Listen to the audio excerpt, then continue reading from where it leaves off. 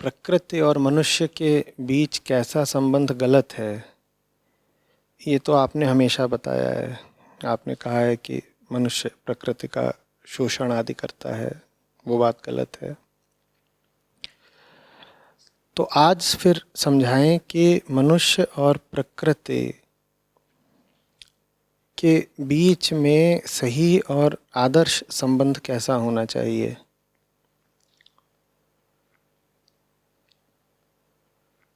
देखिए, जब आप प्रकृति कहते हैं तो वो कई अर्थ रखती है हमारे लिए। प्रकृति वो तो है ही जिसका हम साधारणतया प्रकृति से ताल्लुक़ बैठाते हैं, पेड़ पौधे, पर्यावरण, पशु, उसी को हम आमतौर पे प्रकृति कहते हैं। प्रकृति वो तो है ही। उसके अतिरिक्त ये जो हमारा अपना शरीर है, ये भी प्रकृति है। और आप जब पूछ रहे हैं कि प्रकृति और मनुष्य के बीच क्या संबंध होना चाहिए, तो आपको पूछना चाहिए कि प्रकृति और चेतना के बीच में क्या संबंध होना चाहिए। क्योंकि जब आप कहेंगे चेतना, तो उसमें फिर प्रश्न थोड़ा विस्तृत हो जाएगा। फिर प्रश्न में ये बात भी शामिल हो जाएगी कि आदमी का आदमी से ही क्या रिश्ता होना चाहिए, मनुष्य का मनुष्य से ही क्या रिश्ता होना चाहिए, माने मनुष्य की चेतना का मनुष्य के शरीर से क्या रिश्ता होना चाहिए। दोनों मनुष्य के भीतर की बातें हो गई ना। मनुष्य का मनुष्य से संबंध माने आदमी की चेतना का आदमी की देह से संबंध। तो वो पूरा सवाल हो जाएगा।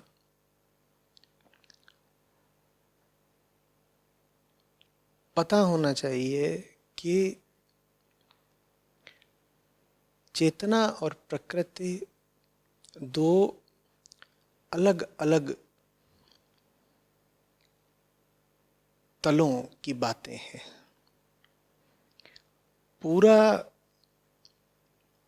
एक अध्याय श्रीमद् भगवद गीता में श्री कृष्ण ने इसी बात को समझाने को समर्पित कर दिया कि बेटा तुम चेतना और प्रकृति के अंतर को समझो। क्षेत्र क्षेत्रज्ञ विभाग योग, वो पूरा अध्याय बस यही बात समझाता है कि क्षेत्र अलग है, क्षेत्रज्ञ अलग है। इन दोनों को एक मत जान लेना। इन दोनों के बीच तुम फंस मत जाना। क्षेत्र क्या है? प्रकृति क्षेत्र है। क्षेत्रज्ञ क्या है? चेतना क्षेत्रज्ञ है। उसको कई और नामों से भी कहा गया है। उन नामों का उल्लेख मैं अन्यत्र कर चुका हूँ, अभी उसकी ज़रूरत नहीं है।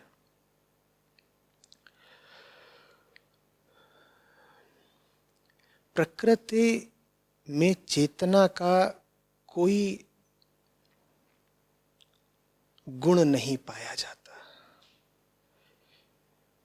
चेतना मात्र मुक्ति मांगती है।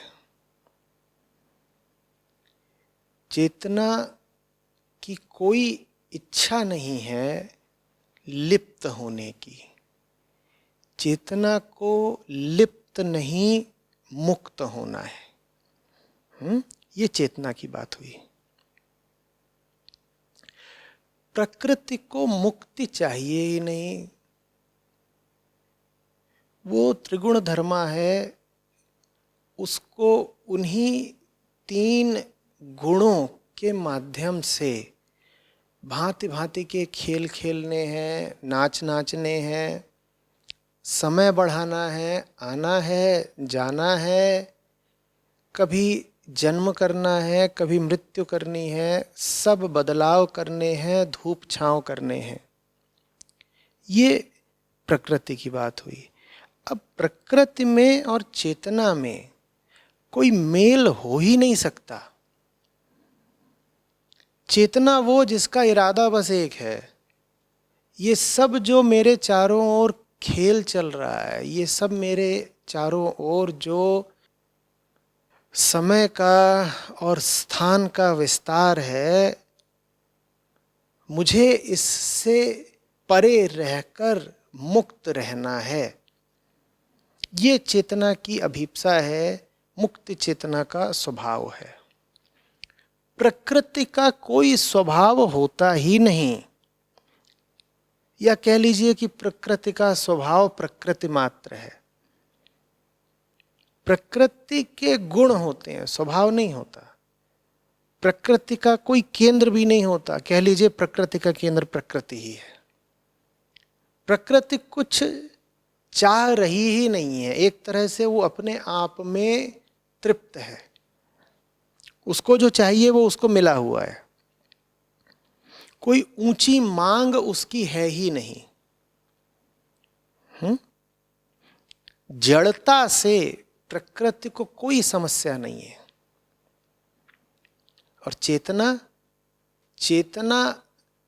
जड़ता को विजातीय मानती है।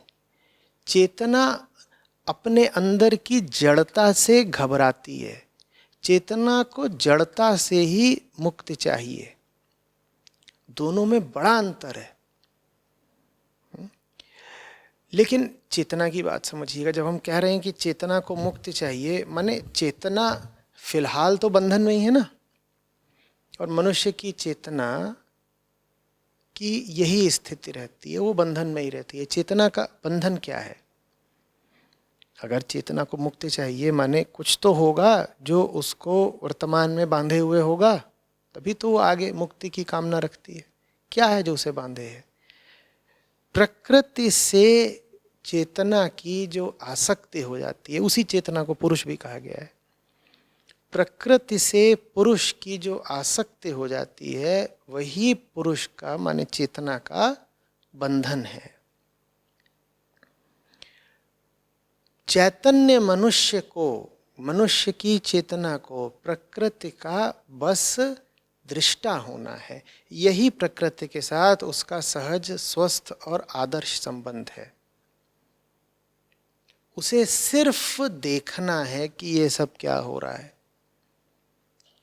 लिपट नहीं जाना है, चिपक नहीं जाना है, रिश्ता नहीं बना लेना है। बहुत सम्मान पूर्वक, बहुत तटस्थ रहकर, जरा सी दूरी से प्रकृति का मात्र दर्शन करते रहना है। यह भी नहीं करना है कि प्रकृति से भाग गए। मनुष्य की चेतना तो चारों ओर से प्रकृति से परिच्छिन्न है ही, भागने का कोई सवाल नहीं पैदा होता। और भूलिए मत कि जब आप किसी चीज से भागते हैं तो आप उससे बड़ा मजबूत रिश्ता बना लेते हैं। एक कुत्ता आपको दौड़ा रहा है, आप भाग रहे हैं, इस वक्त पर आपका सबसे मजबूत रिश्ता किससे है? उसी कुत्ते से ना। तो आदमी का प्रकृति से न तो ये रिश्ता है कि वो जाकर प्रकृति से लिपट जाए, आसक्त हो जाए, न उसका प्रकृति से ये रिश्ता है कि वो प्रकृति से दूर भागे। उसे बहुत गहराई से समझना होगा कि वो दोनों अलग अलग हैं, जो आपस में मिल नहीं सकते। सजातीय नहीं है, दोनों की जाति अलग अलग है। तेल और पानी है, उनका कोई मिश्रण नहीं हो सकता आपस में। जब आप ये जान जाते हो कि दोनों की जाति अलग अलग है, तो फिर आप प्रकृति में चेतना ढूंढना बंद कर देते हो। आप अपने भीतर की जो चेतना है उसमें आप जड़ता को स्वीकार करना बंद कर देते हो, और जो बाहर प्रकृति है उसमें आप व्यर्थ ही, जबरदस्ती, बलात् चेतना को प्रक्षेपित करना बंद कर देते हो। उदाहरण के लिए आप ये सोचना बंद कर दोगे कि पत्थर में भी भावना होती है। पत्थर में भावना नहीं होती भाई। उदाहरण के लिए आप ये कहना बंद कर दोगे कि किसी जानवर ने अगर आके आपको खा लिया या डस लिया तो वो जानवर दुष्ट था। प्रकृति में कोई दुष्ट नहीं होता, कोई भला नहीं होता। प्रकृति में कोई साधु नहीं होता, कोई शैतान नहीं होता। प्रकृति में बस 3 गुण होते हैं। लेकिन हम चूंकि प्रकृति को समझते नहीं, क्योंकि हम अपने आप को समझते नहीं, तो इसीलिए हम प्रकृति में चेतना को देखना शुरू कर देते हैं और चेतना में प्रकृति को देखना शुरू कर देते हैं। हम ऐसे कहना शुरू कर देते हैं कि मेरा पालतू कुत्ता मुझसे बहुत प्यार करता है। प्रकृति में प्रेम नहीं होता। और हम ऐसे भी कहना शुरू कर देते हैं कि वो जो जंगल में भेड़िया है वो बहुत दुष्ट है, उसने किसी को मार दिया। प्रकृति न तो कोई मानवीय भावना रखती है, न उसमें कोई अहिंसक होता है, न उसमें कोई हिंसक होता है। फूल अपनी नजरों में सुंदर नहीं होता, आपको सुंदर भले लगता हो। कोई कली लजा नहीं रही होती है। हाँ, आप जरूर बोल देते हैं कमसिन कली है, वो लजाती है।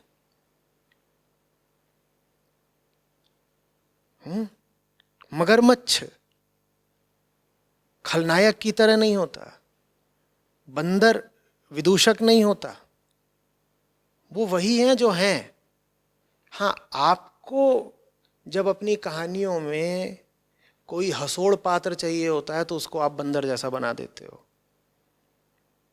आपको जब कहीं पर कुछ दुष्टई दिखानी होती है तो वहाँ पे आप लिजलिजे सांप भागते हुए दिखा देते हो।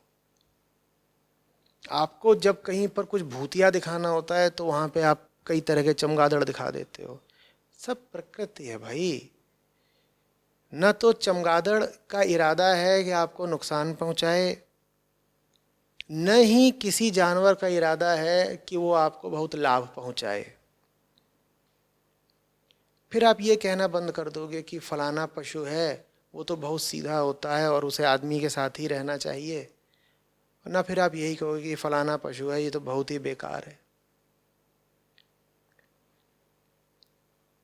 प्रकृति के सब तत्व बस 3 गुणों की कीमियागिरी हैं। उनमें जो कुछ भी आपको आकर्षक अनाकर्षक लग रहा है वो आपके भीतर की वृत्तियों का प्रक्षेपण है।